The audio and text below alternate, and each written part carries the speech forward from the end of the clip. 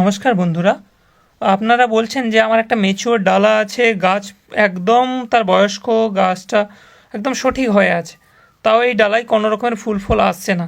এই যে আমার এই ডালাটা দেখুন, একদম ম্যাচিওর ডালা, ভীষণ ভারী ডালা, ভীষণ লম্বা, অনেকটা ম্যাচিওর, কিন্তু 2 বছরের ডালা, তাতে একটাও ফুল ফল আসছে না। বাকি সবগুলোতে আসে, শুধু এই ডালাতেই আসছে না।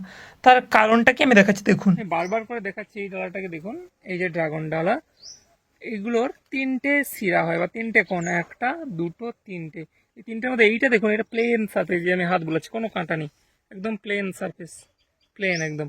আর এদিকে একটা, এটা মিডিলটা, এখানে আমার 10টা এসেছিলো, 10টা ঝরে গেছে, গরমের কারণে পড়ে যাবে। কিন্তু এটারও তিনটে সারফেসে দেখুন, এই যে যেটা প্লেন সারফেসটা হয়ে গেছে উপরে, যেটা অ্যাকচুয়ালি আসার কথা, এই যে মেন শিরাটা, এই যে শিরাটা বা এই শিরা বা এই সাইডের শিরা, এগুলো কিন্তু উল্টো দিকে হয়ে গেছে, যার জন্য এটা অত্যধিক মেচিওর হওয়ার কারণেও এই ডালাটা আমার ফুল ফল আসছে না।